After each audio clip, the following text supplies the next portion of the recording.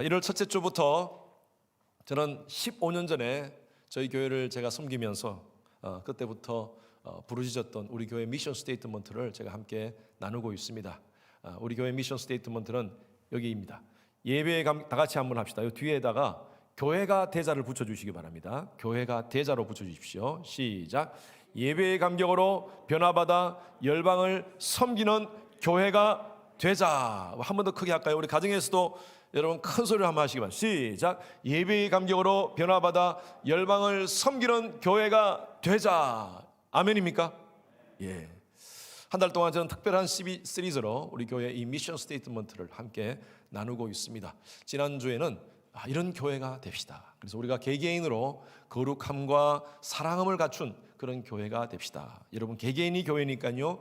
그리고 오늘은 좀 공동체적으로 우리 주님의 교회라는 이 공동체가 어떤 교회가 되어야 될 것인가에 대해서 함께 말씀을 나누겠습니다. 여러분 교회는요 메신저가 되어야 됩니다.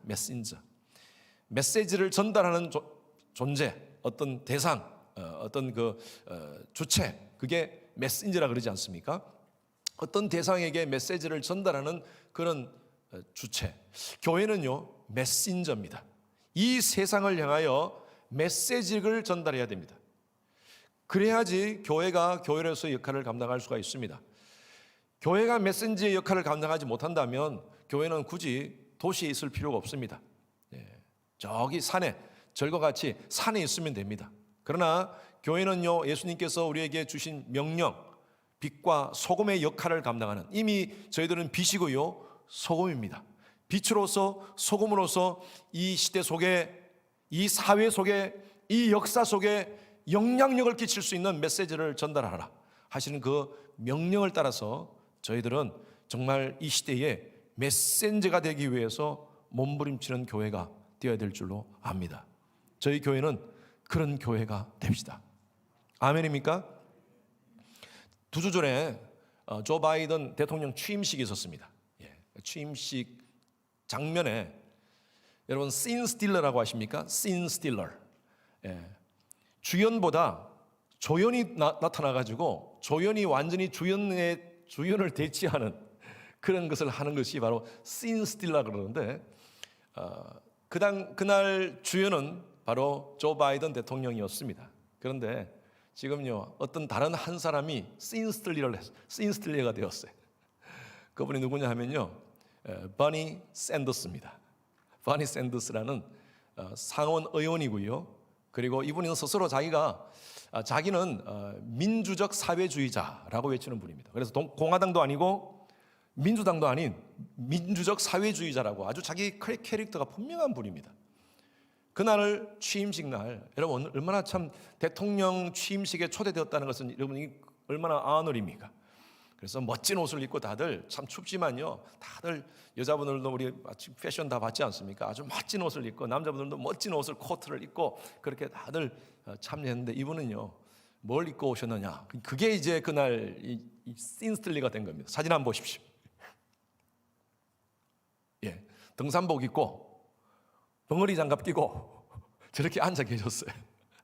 이 사진이 여러분 전 세계적으로 히트가 되어가지고 대통령 취임식 사진보다 더 많이 사람들에게 알려지는 사진이 되었습니다. 이 사람이 가지고 있는 그 색깔, 캐릭터가 분명히 나타나는 그런 사진이었습니다. 그래서 밈 현상이라고 인터넷에서 모방하기, 따라하기 현상, 그것이 계속 지금 유행처럼 번져가고 있는데 또 한번 보시기 바랍니다. 사진 하나 보십시오. 이 사진을 붙여가지고 저렇게 보이십니까 여러분? 저렇게 똑같이 붙여가지고 저렇게 사진을 만들어서 지금 저 사진 만드는 지금 뭐 공모대회도 하고요. 지금 그러고 있다고 합니다.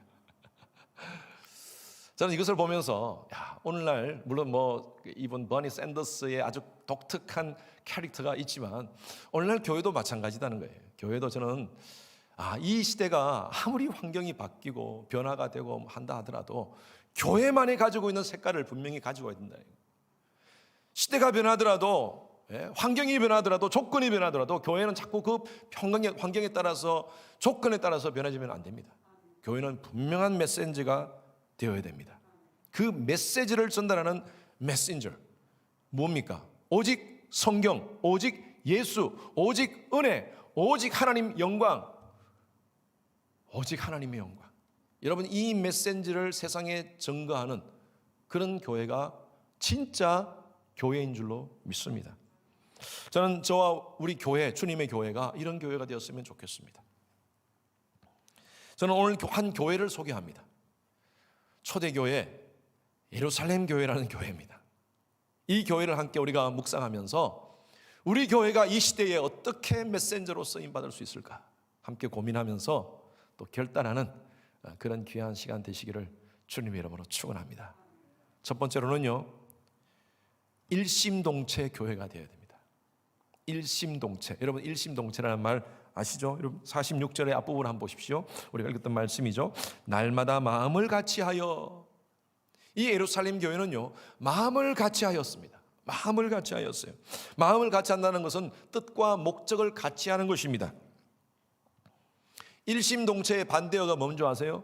동상이몽입니다. 동상이몽. 동상이몽이라는 것은 같은 자리에서 같은 침상에서 같이 자면서 땅꿈을 꾼다는 것이 바로 동상이몽입니다. 겉으로는 같은 행동을 하는 척하면서 속으로는 딴 마음 품는 것, 그게 동상이몽이라는 것입니다. 2000년 전 예수님을 따르던 수많은 사람들이 있었습니다. 그 사람들은요, 정말 예수님을 따르는 목적이 달랐어요. 다 달랐어요. 어떤 사람은 예수님을 어떻게 하든 죽이려고 따라다니던 사람도 있었습니다. 그리고 어떻게 하든 예수님과 논쟁하기 싶어서 논쟁하기 위해서 따라다니는 사람들도 있었습니다. 어떤 사람은 예수님을 따라다니면 뭐 좀 한자리 할까? 대부분의 제자들이 그런 생각을 가지고 있었어요. 이 사람을 따라다니면 우리가 한번 한자리 할까? 앞으로 예수가 왕이 되면 우리는 뭐 정치적으로 한자리를 할 수 있을까 하는 그런 꿈을 가지고 따라다녔던 제자들도 있었습니다. 근데 사람들의 중심을 다 아시는 예수님은 얼마나 마음이 안타까웠겠습니까? 함께 같이 동고동락하는 3년 동안 동고동락했던 그 제자들마저도 다 동상이몽이었습니다. 따라다니는 목적이 달랐어요. 부부가 동상이몽이면 여러분 정말 이거 참 기가 막힌 일입니다. 제가 오래전에 한번 했던 유머인데 조금 분위기가 지금 약간 경직된 분위기라서 제가 조크를 한번 하겠습니다. 한국 SBS에서 나온, 실제적으로 TV에 나온 고향에서 온 편지라는 그 프로그램에서 나왔던 겁니다. 아마 여러분 잘 아실 거예요. 할아버지 할머니가 이렇게 TV에 출연해가지고 낱말 맞추기를 합니다. 자, 할아버지가 이렇게 낱말을 이제 할머니 뒤에 이렇게 낱말이 이렇게 서 있고 할아버지가 그 낱말을 보면서 할머니한테 알려줘서 할머니가 맞추는 겁니다. 근데 딱 보니까요, 뭐라고 나오냐면 천생연분이라고 나왔어요. 천생연분이라고 딱 나오니까 할아버지가 이거는 할멈 당신하고 나 사이 이렇게 얘기하니까 할머니가 왼수? 아니 두 자 말고 내자 하니까 평생 왼수. 그래가지고 막 온 국민을 다 웃겼습니다. 여러분 아마 아실 거예요. 할머니는 평생 완수, 할아버지는 천생연분. 이게 동상이몽입니다. 동상이몽. 여러분 그래요. 같은 마음을 품고 살아야지 부부도 그 가정이 행복합니다. 다른 마음을 품고 두 가지 마음을 품고 살면 참 얼마나 불편한지 몰라요.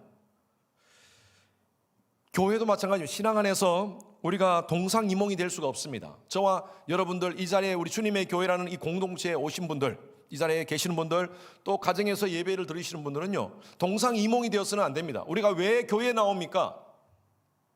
교회를 나와야지 뭔가 좀 그래도 좋은 사람이 될 것 같아서, 아니 뭐 이민생활을 하면서 좋은 종교 하나는 가지고 살아야지 뭔가 사람들하고 교제를 할 수 있을 것 같아서, 교회에 오면 좋은 정보를 얻을 수 있을 것 같아서, 일주일에 한 번씩 목사 얘기 들으면 그래도 착한 사람 될 수 있을 것 같아서, 아이들 교육을 위해서라도 교회에 나오면 아이들한테 도움이 될 것 같아서 그런 목적으로 교회 오십니까? 예. 처음에는 어떤 목적이든 오셔도 좋습니다. 그러나 우리가 신앙생활을 하면서 우리는 같은 목적을 가져야 돼요. 하나님께서 원하시는 그 꿈을 같이 함께 꾸어야 됩니다. 그 꿈이 뭐냐? 에베소서 4장 11절에 12절 말씀 다 같이 시작. 그가 어떤 사람은 사도로, 어떤 사람은 선지자로, 어떤 사람은 복음을 전하는 자로, 어떤 사람은 목사와 교사로 삼으셨으니 이는 성도를 온전케 하여 봉사의 일을 하게 하며 그리스도의 몸을 세우려 함이라. 하나님께서 각자 여러분들의 은사대로 다 부르셨어요. 제가 이렇게 보면 우리 성도님들의 은사가 참 많습니다. 여러 가지로 다양한 은사를, 음악적인 또 지적인, 또 사실은 저는요 여러분들에게 성경을 가르치고 신학을 가르치는 목사지만 제가 우리 성도님들에게 얼마나 많은 것을 배우는지 몰라요. 사적인 관계 속에서 이렇게 만나서 대화하면요 뭐 물리, 인문, 경제 여러 가지 면에서 생물 저는 많이 여러분들에게 배웁니다. 각자의 전문 분야들이 있는 분들이 있어요. 그래서 목회사가 조금 똑똑합니다. 여러분 왜 똑똑한 줄 아세요? 저는 다양한 성도님과 함께만 교제를 하다 보니까 여러 가지 많은 전문적인 지식들을 많이 듣고 있어요. 깊이는 없지만 그런 나름대로 넓어요. 여러분들 각자가 하나님이 주신 은사를 가지고 교회에 왔어요. 그리고 다 나름대로 가지고 있는 은사를 가지고 교회를 섬깁니다. 어떤 모습으로 섬깁니다. 여기 다양한 은사를 가진 사람들이 나오죠. 여기 보니까 이 목적이 뭐냐? 우리가 왜 교회를 섬기면서 우리가 한 목적으로 가야 되느냐? 그 목적이 뭐냐? 이는 이라고 되어 있어요. 이는 그 목적을 얘기합니다. 이는 그리스도를 온전케 하여 봉사의 일을 하게 하여 궁극적으로 뭐예요? 그리스도의 몸을 세우는 일인 거예요. 그래서 우리 주님의 교회라는 이 공동체가 정말 이 마지막 이 시대에 그리스도의 몸된 이 교회가 건강하게 되게 하기 위해서 세워나가는 겁니다. 이 일에 우리가 동상이몽하지 말고요 일심동체가 되어야 된다는 것입니다. 여러분 아멘입니까? 이 일에 같이 함께 합시다. 목사하고 성도들하고 동상이몽이 되면 안 돼요. 목사는 이렇게 합시다 라고 막 이렇게 외치는데 성도들은 딴 데 쳐다보고 있어요. 관심이 없어 거기에. 예배의 간격으로 변화받아 열방을 섬기시다 하는데 성도님들은 다른 데 관심이 여기에 관심이 없어요. 이게 동상이몽입니다. 우리 주님의 교회는 일심동체가 되기를 간절히 축원합니다. 그래서 하나님께서 원하시는 바로 그 교회를 함께 만들어 갑시다. 그러기 위해서는요 성정 중심의 교회가 되어야 됩니다. 자, 일심동체로 우리가 가기 위해서 성전 중심으로 우리가 자주 모여야 돼요. 여기 성경에 보니까 그리스도의 몸을 세우기 위해서 우리가 해야 될 일이 46절 다시 보십시오. 날마다 마음을 같이하여 성전에 모이기를 힘쓰고라고 되어 있죠. 날마다 마음을 같이하여. 자, 마음을 같이한다는 것은 제가 일심동체라고 말씀드렸어요. 날마다 마음을 같이하는 것이 아니라 사실 날마다는요 성전에 모이기에 이렇게 붙여 있는 말입니다. 그래서 영어 성경에도 every day they continued to meet together 이렇게 되어 있죠. 헬라어 원어 성경도 그렇게 되어 있습니다. 그래서 날마다 모인다는 것은 자주 모인다는 거예요. 자주 모여서 성도들이 모여가지고 뭘 합니까?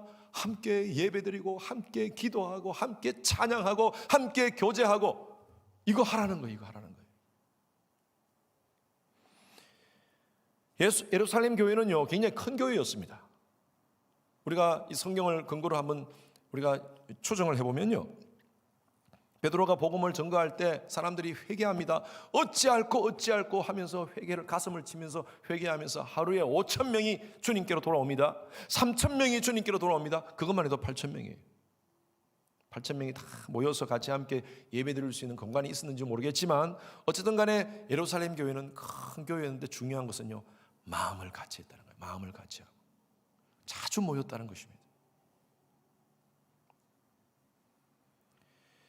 왜 하나님께서 성도들이 성전에 모이기를 원하시는가?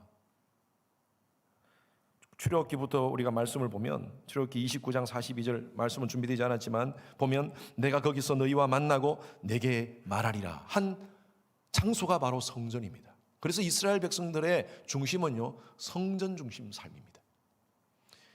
이스라엘 백성들이 광야에서 행진을 할 때도 중간에 성막을 중심으로 해서 성막을 중심으로 하나님의 법궤를 중심으로 양쪽으로 세 지파씩 나누어져서 움직였습니다. 그 법궤가 서면요 거기서 텐트를 치는데 세 지파 동서남북 세 지파씩 나누어서 텐트를 칩니다. 항상 모든 사람들의 지파의 사람들의 집의 문은 성전을 향하도록 그렇게 다 텐트를 쳤습니다. 이게 무엇을 의미합니까? 하나님의 백성들의 삶의 중심은 성전이 되어야 된다는 것입니다. 열왕기상 9장 3절 말씀 다 같이 읽습니다. 시작. 내가 내 앞에서 기도하며 간구함을 내가 들었은즉 내가 너의 건축한 이 전을 거룩하게 구별하여 나의 이름을 영영히 그곳에 두며 나의 눈과 나의 마음이 항상 거기 있으리니. 나의 눈과 마음이 거기 있는 곳이 어디입니까? 성전이에요. 하나님께서 있으라 한 그곳, 그 성전에 하나님의 눈과 마음이 있다는 것입니다. 성전에서 기도할 때, 성전에서 찬양할 때, 성전에서 함께 교제할 때, 그때 하나님의 역사가 나타난다는 것입니다. 오늘날 많은 사람들이요, 특히 미국 사람들 가운데서도 전도를 하다 보면 Do you believe in Jesus Christ? 라고 이렇게 물으면요, Are you Christian? 이라고 물으면요, Yes, I do. 그래요. What church do you go to? 무슨 교회 나갑니까? 라고 물으면 교회 안 나가요. 교회 안 나가는데 자기는 크리스찬이라고 그래요. 그럴 수도 있습니다. 그럴 수도 있습니다. 교회를 안 나가도 크리스찬이 될 수도 있습니다. 크리스찬이라는 것은 예수 그리스도를 주라 고백하면 크리스찬이 되는 것일 수 있죠. 그래서 이걸 미국에서는요, believing without belonging, 소속되지 않은 believer, 그렇게 얘기합니다. Unchurched Christian, 교회 없이 사는 크리스찬. 교회 안 나가요. 그러나 자기는 크리스찬이라고 그래요. 어스틴에서 제가 전도하다 보면요, 가끔 한국 분들 만나서 전도하다 보면 그런 분들이 가끔 있어요. 교회 싫어요. 교회 나가기 싫어요.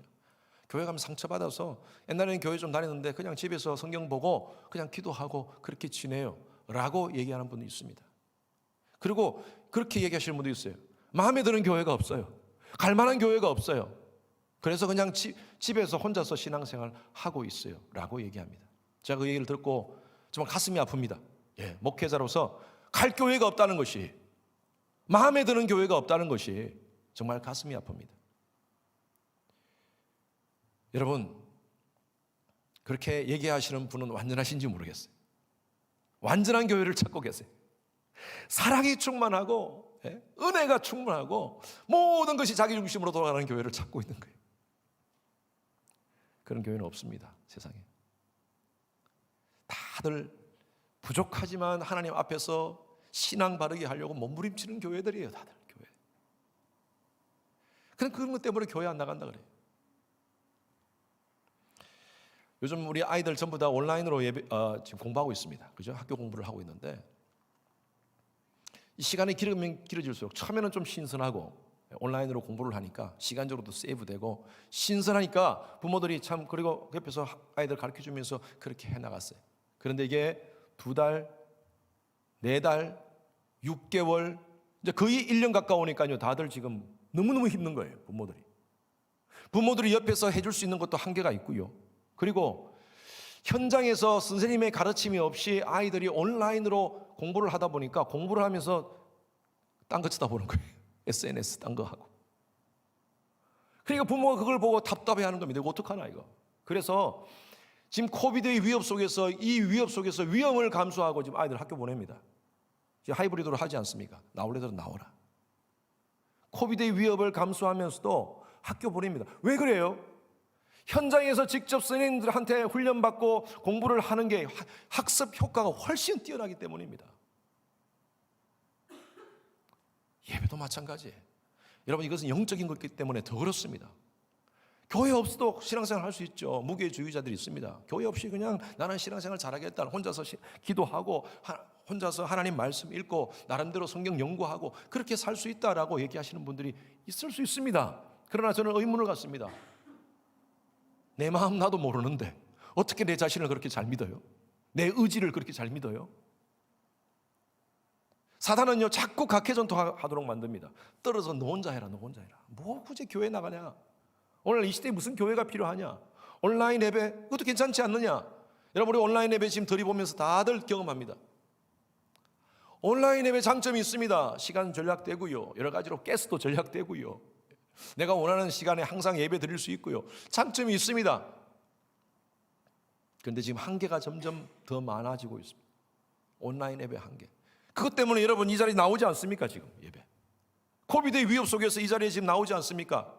내가 육적으로 위험을 처할지라도 내가 영적으로 죽으면 안 되겠다. 내 영혼이 사는 것이 더 중요하다. 그런 마음으로 나오지 않습니까? 여러분 온라인 예배가 뭐 틀리다는 건 아닙니다. 한계는 우리가 분명히 인정해야 되는 것입니다. 우리가 함께 모여서 함께 이 공동체적 예배를 같이 함께 드리고요, 함께 찬양하고요, 함께 부르짖고 기도하고요. 그리고 아이들 교육도 마찬가지입니다. 학교 교육에 온라인에 그 한계가 있듯이 우리 교회 교육의 한계도 있습니다. 지금 우리 교사님들, 우리 사역자들 최선을 다해 하고 있지만 아이들을 직접 대하지 못하니까 이게 한계가 있는 거예요 지금. 그래서 우리가 다 같이 나와서 함께 예배드리는 그날을 꿈꿉시다. 아멘입니까? 자리에서 모여야 돼요. 그러면요 성경적인 이 예배는요 함께 모이는 예배입니다. 이곳에서 함께 하나님께 예배드리고 마음껏 찬양하는, 히브리서 10장 25절 말씀 다 같이 보십시오. 시작. 모이기를 패하는 어떤 사람들의 습관과 같이 하지 말고 오직 근하여 그날이 가까움을 볼수록 더욱 그리하자. 모이기를 패하는 어떤 사람들의 습관, 이 당시에 이단들의 모습을 얘기합니다. 굳이 모일 필요 뭐 있냐? 그냥 따로 해서 예배드리라. 따로 해서 성경 공부하자. 따로 그냥 지내자. 굳이 공동체 모이면 뭐 필요하나? 라는 사람들의 습관과 같이 어떻게 해요? 하지 말고. 다른 말로 하면 모이라는 거예요. 그날이 가까움을 볼수록. 그날이 언제입니까? 마지막 때가 가까움을 볼수록. 오늘 이 시대를 보면서 여러분이 바이러스가 지금 계속 변이가 있다고 하는데 참 우리가 앞으로의 시대를 지금 예측할 수가 없습니다. 불확실성의 시대입니다. 여러분 이 시대만 보더라도 우리가 불과 2년 전만 해도 이런 일이 어떻게 있을 줄 알았겠습니까? 상상을 못한 일이 벌어졌지 않습니까? 인간의 과학과 인간의 의학으로 감당할 수 없는 일이 벌어졌어요. 이거는 어떤 국제적인 문제가 아니라 전 세계인 글로벌한 문제로 확산되어서 지금은 전 세계가 고민하는 문제가 되어버렸습니다. 어떻게 이런 일이 생길 줄 알았습니까? 저는 그래요. 예수님이 마지막 곧 오실 때가 된 것 같아요.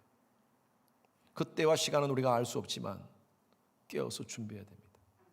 그러기 위해서는요, 내 이름으로 일컫는 내 백성아, 하나님의 백성들 함께 모여서 이제 더 열심히 기도하고 찬양하고 예배하고 하나님의 영광을 위해서 우리가 살아야 될 줄로 믿습니다. 성령 중심의 성도들이 되시기를 주님의 이름으로 축원합니다. 뿐만 아니라 성전의 이 큰 개념이라면 이제는 가정 중심의 교회가 필요합니다. 가정 중심의 교회. 세 번째는 가정 중심의 교회입니다. 포인트가, 자 46절을 우리 계속 같은 말씀 반복하는데 한 번 더 읽어볼까요? 시작. 날마다 마음을 같이하여 성전에 모이기를 힘쓰고 집에서 떡을 떼며 기쁨과 순전한 마음으로 음식을 먹고. 자 일심동체로 함께 같은 목적과 같은 뜻을 가지고 함께 나아가고, 그리고 함께 교회 중심으로 함께 모이고, 그리고 이제 가정 중심으로 함께 모이는 교회. 예루살렘 교회는요 가정 중심의 또 공동체였습니다.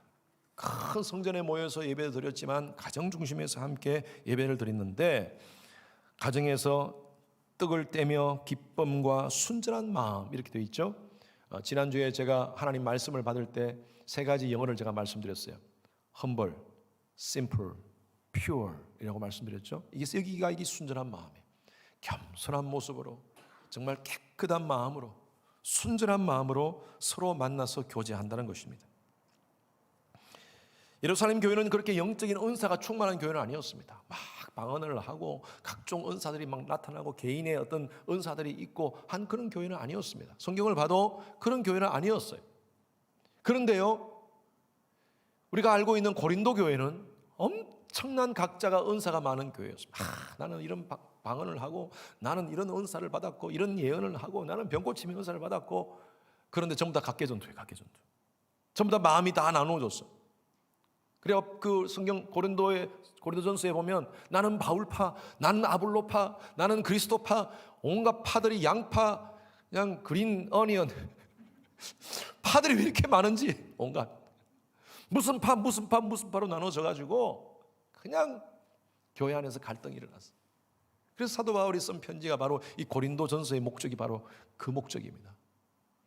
제발 은사 얘기하지 말고 가장 귀한 은사 서로 사모해라. 그 은사가 뭐냐? 사랑의 은사다. 사랑하라는 거, 사랑하라. 교회는 사랑하는 곳이고 한마음 되는 곳이지. 어떻게 서로 각자 그렇게 싸우냐? 은사가 많다고 자랑하지 말라.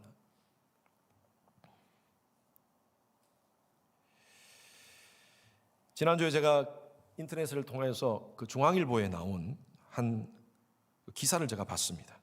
한 기자가 김형석 교수님과 인터뷰를 한 내용입니다. 여러분, 김형석 교수님을 아십니까? 이분은 연세대 철학과, 아주 철학적으로는 한국의 탑 교수십니다.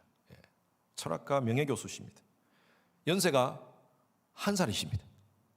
왜 1살이냐면 이분이 최근에 출장을 가기 위해서 비행기를 발권을 했는데 그 발권하는 분이 이렇게 김은석 교수님을 딱 보고 이거 저희들이 잘못 나왔네요. 그런 거예요. 근데 거기에 1살로 나온 거예요. 1살. 발권에.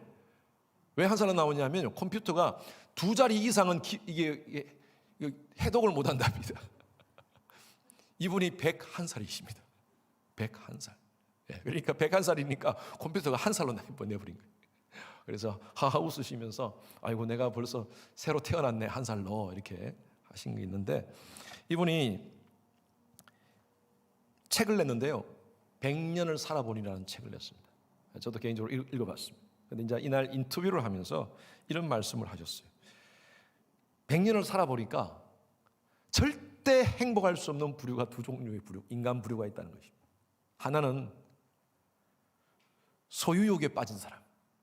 소유욕에 명예, 물질, 권력, 하여튼 어떻게 인생의 목적이 어떻게 하든 더 많은 것을 소유하기 위해서 살아가는 인생들은 행복할 수가 없다. 그렇게 이분이 얘기하시고 두 번째로는요. 이기주의자들. 철저하게 자기중심인 사람. 사람을 대할 때마다 저 사람이 내게 돈이 될까? 저 사람이 내게 유익이 될까? 사람의 관계 속에서도 늘 그런 것 따져가면서 계산적으로 그렇게 살아가는 사람은요. 결코 행복할 수가 없다라고 이렇게 말씀하시는 그 기사, 인터뷰 기사를 제가 봤습니다. 너무 공감이 되더라고요. 여러분, 교회는요. 사람과의 관계 속에서 절대 계산하면 안 됩니다. 이 사람하고 내가 교제해서 나한테 유익이 될까? 내가 더 많은 것을 좀 얻을 수 있을까? 내가 교회를 다니면서 사람들하고 교제하면서 내 비즈니스에 도움이 될까? 이렇게 신앙생활을 하면요. 절대 성장하지 못합니다. 절대 성장하지 못합니다. 그리고 신앙생활을 하면서 행복할 수가 없어요. 사람의 욕구는 끝이 없거든요. 그것이 채워지면 그것으로 끝나지 않는다고 제가 말씀드리지 않습니까? 계속 하나님의 은혜로 채워지지 않고서는요. 인간의 욕구는 끝이 없다는 것입니다. 소유욕과 이기주의적인 그런 마음을 가지고 사람을 대하면 안 된다는 것이죠. 우리 교회도 마찬가지입니다. 여러분, 교회 공동체 안에서 특별히 구역이라는 공동체 안에서요. 내 마음을 낮춰야 됩니다. 마음의 문턱을 낮춰야 돼요. 저 사람은 나하고 좀 수준이 안 맞아? 저 사람은 나하고 지적인 그게 안 맞아? 저 사람은 뭐 학력이? 여러분, 교회에서는 절대 그런 거 따지시면 안 됩니다. 우리는 하나님 앞에서 죄인들입니다. 그리고 하나님은요, 서로 사랑하고 서로 섬기고 우리의 서로 연약한 부분들을 메꿔 주라고 주님의 교회라는 공동체를 만들어 주신 줄로 압니다. 구역 모임도 마찬가지예요. 그 구역 모임을 통하여서 서로 필요한 부분들을 채워주라고. 우리는 파트너라고 제가 말씀드린 적이 있습니다. 파트너. 여러분, 파트너의 뜻이 뭔 줄 아세요? 내가 없는 파트를 상대방은 있어요. 그 파트를 내 속에 넣어주는 사람이 파트너. 여러분, 영어 코리안 두 개 섞은 겁니다. 파트너. 부부가 파트너가 왜 파트너? 내가 연약한 부분들이 아내가 가지고 있고 아내가 연약한 부분들이 내가 가지고 있잖아요. 서로의 장단점을 서로 넣어주는 파트너. 그 파트를 넣어주는 거예요. 우리 주님의 교회 공동체도 마찬가지입니다. 서로 우리가 보면 좀 부족한 사람들이 있어요. 연약한 사람들이 있어요. 손가락질하고 비판하고. 근데 사실은 나는 완벽합니까? 아니에요. 나도 부족한 부분이 있어요. 그래서 하나님께서는요, 그 공동체, 구역이라는 공동체, 작은 가정 모임을 통하여서 서로 파트너를 하라고요. 파트너를, 연약한 부분을 메꿔주고 채워주고 격려하고 위로하고. 세상이 줄 수 없는 행복이 교회 안에 있어야 돼요. 세상에서는 인정받지 못하더라도 교회 안에서는 인정받아야 돼요. 우리는 모두가 하나님 앞에서 존귀한 존재입니다. 통하지 않으면 통한다는 말이 있습니다. 이 말이 무슨 말이냐면, 통이라는 것은 첫 번째 통은요, 통한다는 말이에요. 통한다. 서로 잘 통한다. 소통한다.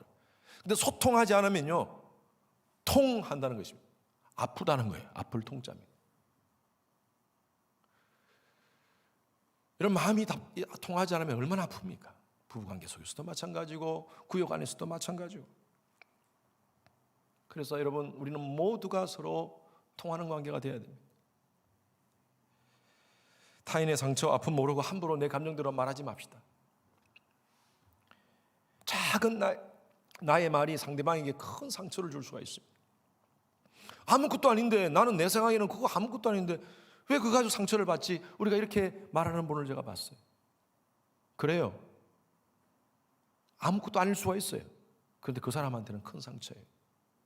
제가 오래전에 읽었던 김혜자 씨, 탤런트 김혜자 씨가 쓴 책이 있습니다. 제 지금 책 안에도 있는데, 무슨 책이냐면 꽃으로도 때리지 마세요. 수필인데 꽃으로도 때리지 마세요. 이 김혜자 씨가 전 세계를 아프리카 이런 데를 다니시면서 좋은 일을 이렇게 하시면서 그 아프리카의 힘든 사람들, 그 사람들을 바라보면서 그렇게 생각했어요. 이 사람들은 꽃으로 때려도 아프겠구나. 여러분, 건강한 사람은요, 우리가 멀쩡한 이렇게 건강한 피부를 가진 사람은 꽃으로 딱 때리면요, 장미꽃이 있다고 봅시다. 장미꽃으로 딱 때리면 장미꽃의 향기가 나요. 향기가 좋네, 이렇게 생각합니다. 그런데 예를 들어서 화상으로 인해서 이게 빨개 가지고 아픈데 거기에 장미꽃이라도 살짝 서치감을 해보세요. 얼마나 따가운지. 나는 아무것도 아닐 수가 있지만 상대방에는요, 큰 상처가 될 수 있습니다. 아니 뭐 그거 가지고 상처받아? 아니요, 그거 가지고 상처받을 수 있어요. 그래서 우리는 교회 안에서, 공동체 안에서 서로 가까운 사이일수록 격을 지켜야 됩니다. 서로 존중해야 돼요. 그리고 서로를 격려해야 돼요. 서로 입장에서 우리가 이해를 해야 돼요. 우리 이민생활을 힘들고 어려운 분들이 참 많습니다. 아니 뭐 그거 가지고 그래. 그만큼 고생하는 사람 어디 있어? 그렇게 말하지 마세요. 나도 정말 그런 고생을 다 하면서 겪어왔지만 내가 가졌던 그 고통의 무게하고 이 사람이 지금 당하는 고통의 무게하고 어쩌면 다를 수가 있어요. 모양은 같이 보이더라도. 정말 우리가 함께 그 사람의 마음을 공감하고 경청해 준다면, 그랬군요, 아프군요, 얼마나 아팠어요. 우리가 지금 요즘 줌으로 다 우리가 모입니다. 줌으로 우리가 함께 모이지만 줌에서 같이 함께 대화를 나누며 얘기할 때 서로 공감해 주세요. 경청해 주세요. 그리고 서로 위로해 주세요. 그게 진짜 신앙입니다. 여러분, 신앙이 좋다는 말이 뭡니까? 신앙이 좋은 게 뭐 하루에 내가 뭐 성경을 몇십 장씩 읽고, 내가 1년에 성경을 몇 독을 하고, 기도를 하루에 몇 시간씩 하고, 여러분 정말 신앙 좋은 모습이죠. 그것도 신앙 좋은 모습이죠.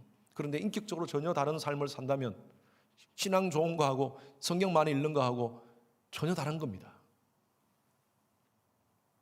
신앙 좋다는 것은요, 저는 이렇게 생각합니다. 독실한 그리스도인, 독실한 기독교인이라는 것은요, 하나님을 경외하는 사람입니다. 뭐 지난주에 제가 잠깐 설교 때 얘기했지만 한국의 정인이 사건을 제가 보면서 너무 가슴이 아팠어요. 저 스스로도 자성을 했고요. 한국의 정인이 사건, 그 양부모가 신문에 어떻게 나오느냐 하면요, 지금 인터넷 기사에 계속 타이틀이 어떻게 나오느냐 하면 독실한 기독교인으로 나옵니다. 독실한 기독교인. 제가 그렇게 가슴이 아파요. 아니 이 양부모의 부모가 다 양쪽의 목사 가정입니다. 목사 가정. 목사의 자식들이 아이를 양자로 삼아가지고 그 아이를 구타를 해서 죽였어요. 그러면서 세상적인 신문에는 다 그냥 독실한 기독교인이 어떻게 이럴 수가 있는가라고 얘기합니다. 여러분, 정말 독실한 기독교인인가요? 독실한 기독교인의 정의가 뭡니까? 독실한 기독교인이 부모가 신앙생활 잘한 사람, 부모가 목사면 그 자녀들은 무조건 독실한 기독교인 자동으로 되는 겁니까? 우리 부모가 장로님이고 우리 부모가 하루에 성경을 기도를 얼마씩 하고 우리 부모가 성경을 얼만큼 읽으면 그 자녀들은 자동적으로 독실한 기독교인이 되는 겁니까? 아니에요. 저는 그 모습들을 보면서 제 자신을 봤어요. 제 자신을 봤어요. 목회자로서 어떻게 자녀들을 양육해야 될 것인가. 여러분, 독실한이라는 말은요, God fearing입니다. God fearing. 하나님을 두려워하는 자예요. 하나님을 두려워하는 자가 어떻게 그런 일을 할 수 있겠습니까? 진짜 그 사람들이 독실한 그리스도인이라면 진짜 그 일을 할 수 있겠어요? 진짜? 겉으로는 독실한 것 같지만 다른 이면이 있었다는 거예요. 책에서 보니까 이런 말이 있더라고요. 교회에 가까이 올수록 신앙 지수가 높아지는 사람이 있다는 거예요. 신앙 지수가 높아지는 사람. 교회 예배당에서 멀어지면 멀어질수록 신앙 지수가 낮아지는 거예요. 그 말이 무슨 말이냐면 주일날 교회 올 때는 교회 안에서는 막 정말 멋진 신앙인 같이 보이는데 교회당 딱 나가서 이제 세상으로 나가버리면 신앙 지수가 완전히 바닥을 치는 거예요. 바닥을 치는. 교회에서 열심히 신앙하고 열심히 아주 막 멋지게 교회 봉사하고 독실한 그리스도인이에요. 예, 그럴 수도 있습니다. 여러분, 그런데 독실한 그리스도인들은 God fearing, 교회에서나 어디서나 가정에서나 아이들 앞에서나 부부끼리 서로 부부 관계 속에서도 God fearing, 하나님을 두려워하는 거예요. 그런 자들이 진짜 God fearing, 독실한 크리스천입니다. 우리 주님의 교회, 독실한 교회 되었으면 좋겠어요. 독실한 교회 되었으면 좋겠어요. 하나님을 두려워하는 교회. 저는 15년 전에 캘리포니아에서 이곳에 하나님께서 담임 목사로 불러주셨을 때에 제가 두려웠습니다. 한 번도 담임 목사 경험도 없고 하나님, 제가 처음 이제 담임 목사가 되어서 주님의 교회라는 오스틴이라는, 제가 텍사스의 오스틴이라는 지역을 제가 몰랐어요. 그 새로운 지역에, 지금은요 여러분 세계적인 도시입니다, 우리 오스틴. 근데 그때 15년 전만 해도 그렇지 않았어요. 그 교회 내가 어떻게 사역합니까? 제가 너무나 두려워가지고 기도원에 올라가서 금식하면서 기도했습니다. 그리고 하나님 어떻게 할까요? 순종해라. 하나님 순종하겠습니다. 그 대신 제가 하나님께 딜했습니다. 여러분, 가끔 딜도 필요합니다. 하나님, 제가 순종하며 그곳에 가겠습니다. 그 대신 하나님 이것 좀 이루어 주십시오. 주님의 교회라는 오스틴 주님의 교회는 이민교회 4천여 교회에 속한 한 교회, 그 중에 한 교회가 아니라 하나님께서 정말 이 시대에 내가 원하는 교회다 라고 생각하는 더 철치가 되기를 원합니다. 하나님, 오스틴 주님의 교회, 바로 하나님이 원하는 바로 더 철치가 되게 하소서. 저도 마찬가지입니다. 담임 목사로 그 교회 가지만 정말 연약하고 부족합니다. 앞으로 하나님께서 쓰임받을 때 오스틴 지역뿐만 아니라 전 미주의 수많은 목사들 가운데 한 목사 정도가 아니라 하나님께서 정말 눈독을 들인 바로 The Pastor, 이 마지막 시대에 하나님의 속을 시원케 하는 바로 The Pastor, 그 목사가 되기를 원합니다. 그렇게 쓰임받게 해주십시오. 그 꿈을 가지고 이곳에 왔습니다. 여러분, 너무나 큰 꿈이었습니까? 너무나 황당한 꿈이었습니까? 저는 아니라고 봅니다. 하나님께서 그 꿈을 부족하지만 조금씩 지난 15년 동안 성취시켜 주셨어요. 오늘 이 자리에 왔습니다. 그래서 우리가 함께 같이 주님의 교회라는 공동체를 지금 이렇게 이루게 된 것입니다. 얼마나 감사한지요. 허성인 목사의 능력과 허성인 목사의 어떤 파워가 아니라 하나님의 특별하신 은혜가 있었고요. 그리고 또 우리 귀한 성도님들, 우리 주님의 교회라는 공동체를 이렇게 불러주셔서 우리가 일심동체로 큰 교회, 성전 중심의 교회뿐만 아니라 또 작은 그룹으로서 가정 중심의 교회가 됐기 때문에 오늘날 우리 주님의 교회가 있는 줄로 믿습니다. 이제 앞으로 교회 더 하나님께서 원하시는 그 교회로 성장합시다. 아멘입니까? 예배의 감격으로 변화받아 열방을 섬기는 하나님이 기뻐하시는 God-fearing church, 바로 그 교회, 그 꿈을 꾸면서 하나님의 꿈을 이루어드리는 그런 교회 되었으면 좋겠습니다. 허성의 목사 혼자 할 수 없습니다. 이 일은 여러분들과 함께 같이 일심동체로 같이 해야 됩니다. 아까 우리 불렀던 찬양 한번 여러분 한번 보십시오.